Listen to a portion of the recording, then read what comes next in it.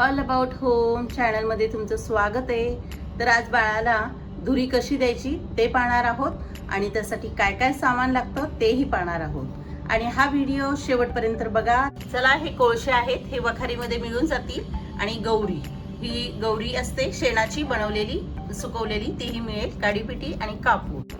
आणि आपण हे शेगडी पेटवण्यासाठी काय सामान लागणार आहे ते पाहिलं। आता आपल्याला शेक तयार करताना म्हणजे आपले कोळसे पेटल्यावर काय काय टाकून शेक घ्यायचा म्हणजे धुरी घ्यायची ते आपण पाहणार आहोत। तर सर्वात आधी लसूण सोलून त्याच्या हे फोलपाट घेतलेली आहे आणि इथे वावडुंग आहे, ओवा आहे। तर ओव्याची धुरी एकदम भारी असते, मुलांना कफ वगैरे होत नाही, सर्दी पडस येत नाहीये, तर ओवा त्यासाठी वापरला जातो। आणि ओव्याचे भरपूर गुणधर्म आहेत, तेही तुम्हाला माहितीच असेल। आणि ते आहे शेपा। तर शेपा अशा प्रकारे दिसतात, ह्या जवळून बघा, अशा प्रकारे तुम्ही दुकानात गेल्यात की ह्या शेपा भेटल्या जातील। अशा प्रकारचं एक घमिलं शेकासाठी वापरलं जातं, हे लोखंडी असतं आणि ह्यामध्ये बाळ आणि बाळाच्या आईसाठी धुरी शेक दिला जातो। तर माझं हे शेक आधीच घेतलेलं आहे, रिकामं घमिलं असेल तरी चालेल। सर्वात प्रथम आपण हे गौरीचा तुकडा घ्यायचा असतो आणि हे असं ठेवायचं आहे, दोन छोटे, मोठी असते ही गौरी, छोटं घेतलं तरी चालेल। आणि हे कोळसे असतात ते आपल्याला अशा प्रकारे ठेवायचे, म्हणजे इथे आपल्याला कापूर ठेवायचं सुरुवातीला गौरीवर आणि ह्या प्रकारे असे कोळसे लावून घ्यायचे। आणि हे कोळसे तुमच्याकडे गच्ची असेल तर गच्चीत वगैरे ठेवलं की वाऱ्याने लवकर फुलले जातात, तर अशा प्रकारे मांडून घ्यायचे आपल्याला।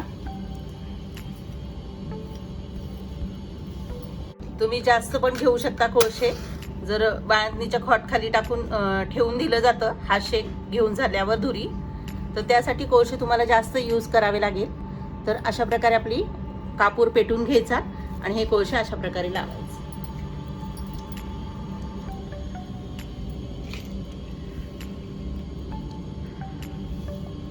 थोडंसं हे वाऱ्यावर ठेवायचं, गच्चीत किंवा गच्ची वगैरे असेल तर तिथे असं ठेवलं की जरा वाऱ्याची झुळूक आली की कोळसे छान लाल लाल होतील आपले। त्या पुष्ट्याने असं वारं घातलं तरी कोळसे पेटले जातात। प्रकारे निखारे छान फुलले पाहिजे, 5 ते 7 मिनिटात अशा प्रकारे आपले निखारे मस्त लाल झालेले आहे। तर आता आपण ही घेऊ शकतो धुरीसाठी। थोडासा निखारा असा हे करायचं, करून घ्यायचं आपल्याला।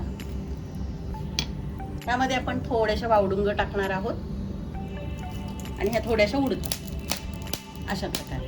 आणि ह्या थोड्याशा शांत झाल्या, लसूण घालणार आहोत, फोलपाट त्याची अशा प्रकारे धूर येतो।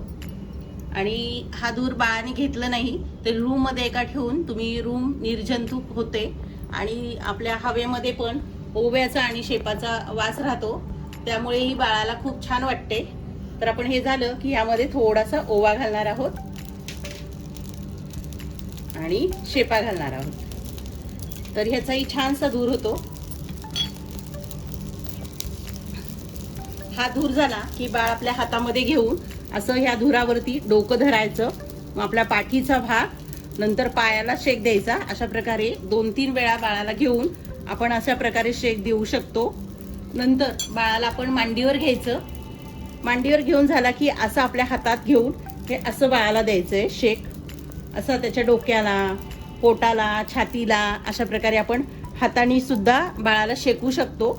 आणि अशा प्रकारे आपण त्याच्या छातीला शेकवलं, असा धूर हाताला आपला शेक घेऊन असं केलं तर त्या बाळाच्या छातीमध्ये कफ वगैरे होत नाही आणि पोटामध्ये पण गॅसेस राहत नाही ओव्याच्या धुराने। अशा प्रकारे आपण हे शेकवायचंय। तर कधी कधी काही बाळांना धुरीची ॲलर्जी पण होऊ शकते, पुरळ वगैरे येते, तेव्हा डॉक्टर सांगतात की धुरी देऊ नये। त्यावेळेला थोडा कालावधी तुम्ही नाही दिलीत तरी चालेल, पण धुरी दिल्याने बाळाची सर्दी वगैरे होत नाही। आणि ही धुरी तुम्ही करून समजा बाळाला सांगितलं नाही द्यायची तर अशा प्रकारे तुम्ही धुरी करून रूमच्या एका कोपऱ्याला ठेवू शकता आणि कोपऱ्याला ठेवून ह्या रूमभर पसरलं की बाळाला आपोआपच वास घेताना येईल थोडीशी। तर अशा प्रकारे ही धुरी केली जाते। तर अशा प्रकारे आपण शेगडीवर पण कोळसे लाल करून घेतले तरी चालेल, एखादा असा छोटा किंवा कढई घेऊ शकता आणि ह्यामध्ये आपण हे कोळसे काढून घेणार आहोत। छानसे फुलले आहेत आणि थोड्या प्रमाणात शेक द्यायचा असेल तर अशाही प्रकारे तुम्ही आधुनिक पद्धतीने पण करू शकता। आता हे आपण छोट्याशा भांड्यात कोळसे गॅसवर हे करून घेतलेत, त्यावरही आपण अशा प्रकारे हे टाकू शकतो. आणि ओवा थोडेसे मी लवकर काढलेले आहेत. तुम्ही थोडेसे अजून लाल लाल होऊन दिलेत तरी ही धुरी छोट्या प्रमाणात येऊ शकते.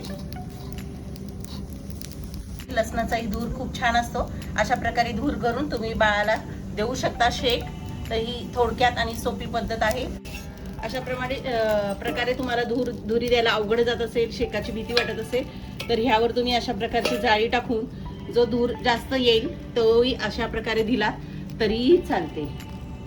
चला, हा छोटासा धुरीचा व्हिडिओ आवडला असेल तर ह्या चॅनलला लाईक करा, सबस्क्राईब करा, कमेंट करा, शेअर करा. थँक्यू.